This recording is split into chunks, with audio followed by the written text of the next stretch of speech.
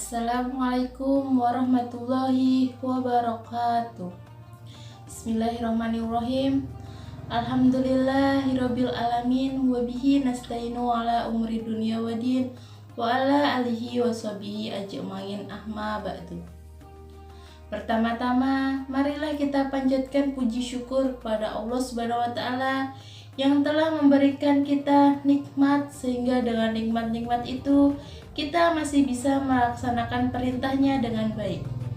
Sholawat serta salam tercurahkan kepada junjungan kita Nabi Muhammad SAW, yang dengan perjuangan beliau dan para sahabatnya kita bisa merasakan manisnya iman dan indahnya Islam, dan juga kepada keluarga, sahabat, dan para pengikutnya hingga akhir zaman kelak.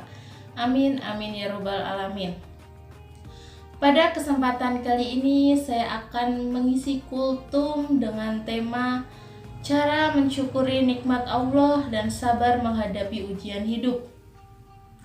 Hadirin sekalian yang dirahmati Allah Subhanahu wa taala. Betapa banyak nikmat yang sudah Allah berikan kepada kita, mulai dari nikmat hidup, nikmat sehat, nikmat keluarga, nikmat harta, dan nikmat ilmu, hingga nikmat yang paling tinggi yaitu nikmat iman dan Islam. Untuk itu, semua nikmat dan rahmatnya sudah sepatutnya kita bersyukur kepada Allah Subhanahu wa ta'ala atas nikmat yang beliau berikan. Bersyukur di sini bukan sekedar anjuran, akan tetapi merupakan kewajiban yang langsung Allah perintahkan kepada kita semua.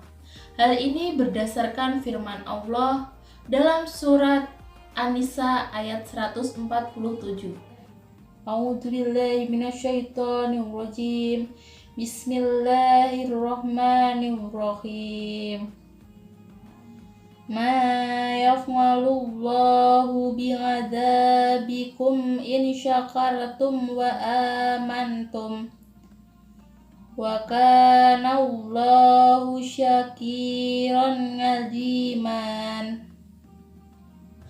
Yang artinya, Allah tidak akan mengazab kalian jika kalian bersyukur dan beriman kepadanya. Allah selalu memuji hambanya yang gemar bersyukur kepadanya, dan Dia Maha Mengetahui. Surat An-Nisa ayat 147. Hadirin sekalian yang dirahmati Allah Subhanahu wa taala. Di sini saya akan menjelaskan bagaimana cara mensyukuri nikmat Allah.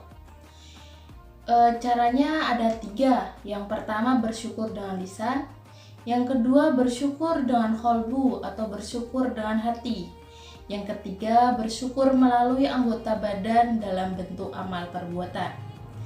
Yang pertama tadi, bersyukur dengan lisan, yakni dengan memperbanyak berzikir kepada Allah Subhanahu wa taala, memberikan pujian atas nikmat Allah, melantunkan kalimat-kalimat thayyiban yang menunjukkan keagungan Allah Subhanahu wa taala, melantunkan sholawat dan membicarakan kepada orang lain atas nikmat Allah yang diberikan kepada kita.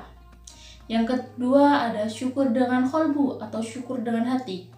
Syukur kepada Allah tentu tidak cukup hanya dengan lisan, karena terkadang apa yang dibicarakan, diucapkan tidak sesuai dengan yang di hati. Syukur dengan qalbu diwajibkan dengan selalu mengingat zat Allah dimanapun. Selain itu, kita mesti mengakui dalam hati bahwa segala nikmat Allah yang kita miliki ini semata-mata berasal dari Allah Subhanahu wa taala. Bersyukur yang ketiga, bersyukur melalui anggota badan dalam bentuk amal perbuatan. Nah, bersyukur yang kita lakukan dengan lisan dan qalbu tidak ada apa-apanya jika tidak tanpa disertai syukur menggunakan anggota badan. Syukur menggunakan anggota badan artinya menggunakan anggota tubuh untuk melaksanakan berbagai ketaatan kepada Allah Subhanahu wa Ta'ala dan tidak menggunakan untuk kemaksiatan. Seluruh anggota badan digunakan untuk beribadah kepada Allah Subhanahu wa Ta'ala, melaksanakan perintah-perintah yang diwajibkan dan menjaga sunnah-sunnah Rasulullah. Hadirin sekalian yang dirahmati Allah Subhanahu wa Ta'ala, itu tadi penjelasan singkat mengenai bagaimana cara mensyukuri nikmat Allah. Nah, yang kedua ini saya akan menjelaskan sabar menghadapi ujian hidup. Dalam kehidupan, setiap manusia akan mengalami yang namanya cobaan atau ujian. Ujian tersebut bisa berupa penyakit, kemiskinan, kesusahan hidup, kematian anggota keluarga, dan bencana alam, dan lain sebagainya.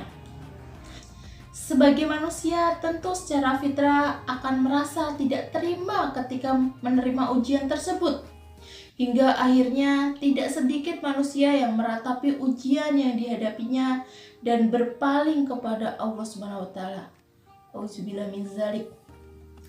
Karena merasa Allah tidak adil terhadapnya, perbuatan yang demikian ini adalah perbuatan yang tercela. Semestinya sebagai seorang muslim, tentu kita mesti sabar dalam menghadapi ujian yang ditimpanya. Hadirin sekalian, sejatinya ketika Allah menetapkan ujian kepada seorang manusia, sesungguhnya Beliau sedang mencintai manusia tersebut. Sebagaimana sabda Nabi, sesungguhnya Allah Azza wa Jalla jika mencintai sesuatu kaum, maka Allah akan memberikan cobaan kepada mereka. Barang siapa yang bersabar, maka dia berhak mendapatkan pahala kesabaran. Dan barang siapa mereka marah, maka dia pun berhak mendapatkan dosa kemarahannya. Selain itu, ketika Allah memberi ujian pada seorang muslim, itu tandanya Allah memberikan kesempatan kepada muslim tersebut agar dosa-dosanya diampuni, dengan catatan bersabar atas ujian tersebut. Sebagaimana sabda Nabi yang berbunyi, seorang muslim yang diuji dengan rasa sakit karena duri atau yang lebih dari itu, maka Allah pasti menebus kesalahan-kesalahannya karena musibah itu. Sebagaimana suatu pohon menggugurkan daun-daunnya. Selain dosa-dosa yang diampuni, orang yang bersabar atas ujian yang menimpanya juga akan ditinggikan derajatnya di sisi Allah Subhanahu wa Ta'ala. Sebagaimana sabda Nabi, siapa yang sabar dalam menghadapi musibah sehingga mampu menjalannya dengan baik, dengan segala kekuatannya, hatinya, maka Allah akan mencatat untuk sebanyak 300 derajat yang antara satu dengan yang derajat lainnya berjarak antara langit dan bumi. Nah, itu tadi kultum singkat dari saya mengenai yang pertama tadi, bagaimana cara mensyukuri nikmat Allah. Itu ada 3 bersyukurnya. Yang pertama menggunakan lisan, yang kedua menggunakan qalbu atau dengan hati, yang ketiga menggunakan anggota badan atau anggota tubuh, dan yang kedua itu ada bersabar dalam menghadapi ujian hidup. Nah, tadi sudah dijelaskan dalam hadis-hadisnya, kita sebagai seorang muslim, sebagai seorang manusia harus bersabar menghadapi apapun itu cobaannya. Karena Allah tidak akan memberikan ujian, tidak akan memberikan cobaan itu melebihi batas kemampuan manusia tersebut. Saya kira cukup kultum kali ini tentang cara mensyukuri nikmat dan sabar menghadapi ujian hidup. Semoga apa yang telah saya sampaikan bisa bermanfaat bagi kita semua. Dan jika ada salah ucapan atau doa atau penjelasan dalam menyampaikan kultum saya meminta maaf sebesar-besarnya, karena kebenaran hanya datang dari Allah Subhanahu wa Ta'ala dan kesalahan datang dari manusia itu sendiri. Subhanakallahumma wa bihamdika asyhadu an la ilaha illa anta astaghfiruka wa atubu ilaih. Wabillahi taufiq wal hidayah. Wassalamualaikum warahmatullahi wabarakatuh.